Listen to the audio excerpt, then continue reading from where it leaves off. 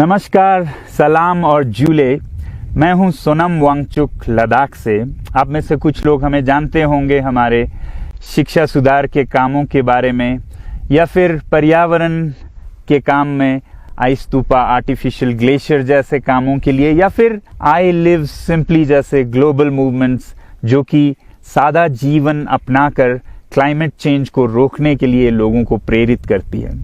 मगर दोस्तों, आज मैं इन चीज़ों के बारे में नहीं बल्कि आप लोगों को एक बहुत ही ज़रूरी संदेश देने के लिए आया हूं, जो कि चीन और भारत के बीच अभी जो टकराव और तनाव की स्थिति बनी है, इसके बारे में आपकी क्या जिम्मेदारी है। मैं लद्दाख में हूं और आप देख रहे हैं सिंधु नदी को बहते हुए यहाँ, और वो जो पहाड़ियाँ हैं उनके पीछे नुब्रा और चांगथांग के वो इलाके हैं जहाँ पर ये तनाव बढ़ता जा रहा है। हजारों सैनिक वहाँ ले जाए जा चुके हैं। सुनने में आया है चीनी वायुसेना के जहाज भी वहाँ तैनात किए गए हैं, और एक घंटे पहले भारतीय वायुसेना के जहाज भी मेरे ऊपर मंडरा रहे थे। सामान्यतः जब सीमा पर तनाव होता है तो हम आप जैसे नागरिक ये सोचकर सो जाते हैं रात को कि सैनिक इसका जवाब दे देंगे। मगर मैं आज आप लोगों को ये ज़रूरी बात बताना चाहता हूं कि इस बार सिर्फ सैनिक जवाब नहीं, दो तरफा जवाब हो और उसमें नागरिक जवाब भी हो।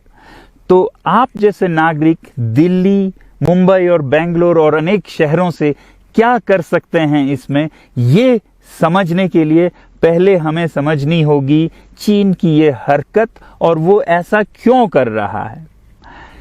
आपने देखा होगा कि ये सिर्फ भारत के साथ नहीं हो रहा है, बल्कि पिछले कई हफ्तों से चीन ये दक्षिण चीनी सागर में वियतनाम, ताइवान और अब हांगकांग के साथ भी छेड़खानी कर रहा है।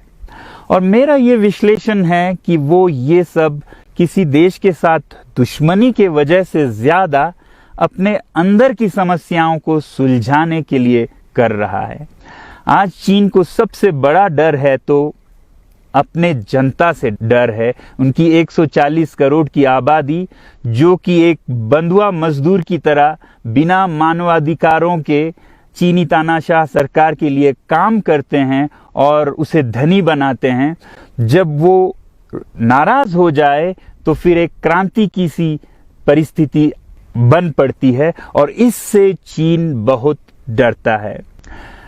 आज कोरोना के प्रकोप के बाद चीन में फैक्ट्रियां बंद हैं, एक्सपोर्ट्स बंद हैं और बेरोजगारी 20% तक बढ़ चुकी है। लोग बहुत नाराज हैं, क्रांति हो सकती है, तख्ता पलट हो सकता है। इसीलिए चीन पड़ोसियों से दुश्मनी करके अपनी जनता को अपने साथ जोड़ने में लगा हुआ है, और ये पहली बार नहीं कर रहा है। 1962 में जब भारत के साथ जंग की तो वो जंग भी उसने अपने जनता को संभालने के लिए की थी। तब 4 साल का अकाल और भूखमरी हुई थी, और इससे ध्यान हटाने के लिए ये जंग की थी।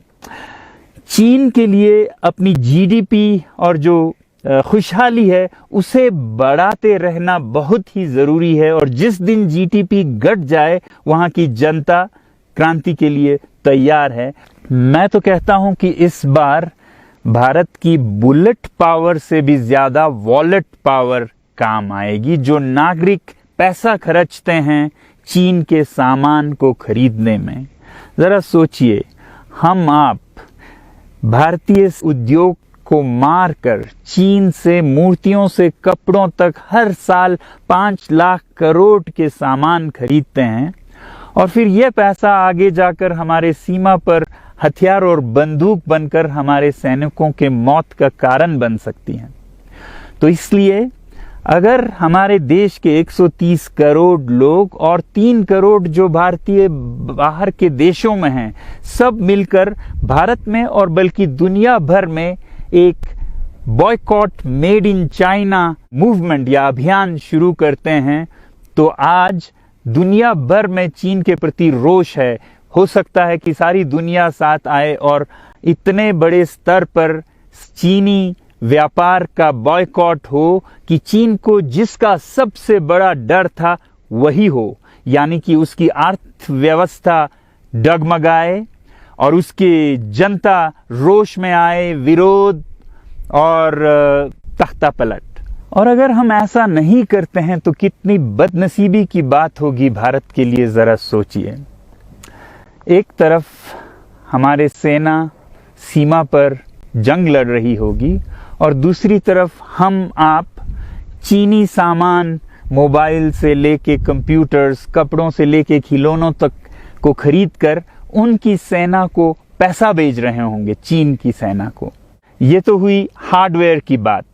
दूसरी तरफ हमारी युवा चीनी सॉफ्टवेयर, एप्स, गेम्स जैसे टिकटॉक, शेयरिट, इन सब में मस्त, उन्हें दूसरी तरफ से करोड़ों करोड़ों का पैसा भेज रहे होंगे।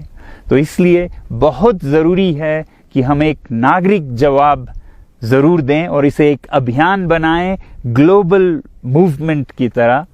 ये बॉयकॉट मेड इन चाइना का जो अभियान है वो भारत के लिए भी एक वरदान साबित होगी।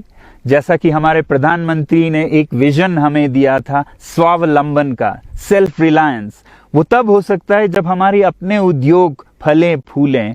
और जब हम बॉयकॉट करते हैं इन सामान का तो अपने देश के उद्योग का, उत्पाद का हम प्रयोग करेंगे और उससे मजदूरों को रोजगारी मिलेगी और सारा देश खुशहाल होगा। बजट होगा कि हम और अच्छी तरह से टक्कर ले सकें सीमा पर भी। तो इसके लिए मैं आप लोगों से अपील करता हूं कि जहां तक एप्स और सॉफ्टवेयर की बात है तो हमारे युवाओं को एक हफ्ते में उन्हें अनइंस्टॉल करना चाहिए। Boycott made in China, software in a week and hardware in a year. क्योंकि साजो सामान के लिए वक्त लगेगा हमारे अपने देश से और बाहर से विकल्प निकलने तक, तो उसे हम एक साल के अंदर कर सकते हैं। तो ये हम न सिर्फ अपना प्रतिज्ञा करें बल्कि 100 और लोगों को इसके बारे में समझाएं, शेयर करें सोशल मीडिया पर, और हमारी जो मीडिया है वो जनता तक, देश के कोने कोने तक पहुंचाए। और जैसे ही इसका असर दिखने लगेगा, इंटरनेट से एप्स लाखों में, करोड़ों में अनइंस्टॉल होंगे, तो चीन को संदेश साफ जाएगा और यही एक तरीका उसे मेज पर पहुंचा सकती है जहां पर की बातचीत हो शांति की। तो जाते जाते मैं ये बता दूं कि मैं क्या करने जा रहा हूं। इस फोन पर जो भी चीनी ऐप्स हैं उन्हें तो मैं एक हफ्ते में हटा रहा हूं, बल्कि ये फोन जो कि चीन में बना है इसे भी मैं एक हफ्ते में अपनी जिंदगी से अलग कर रहा हूं और एक साल के अंदर हर वो चीज जिस पे मेड इन चाइना लिखा है उसे जिंदगी से निकालने जा रहा हूं। हमें चीन से, चीनी लोगों से कोई समस्या नहीं है, चीनी सरकार और उनकी रवैयों से समस्या है। जब तक चीन में परिवर्तन ना हो हमें ऐसा करना होगा।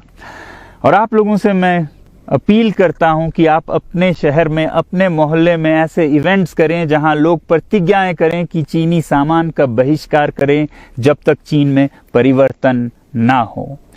और मैं सालों से कहता रहा हूं कि 21वीं सदी में देश के लिए जान देने की नहीं बल्कि जिंदगी देने की जरूरत है। तो आप भी निभाइएगा अपना रोल। जय हिंद।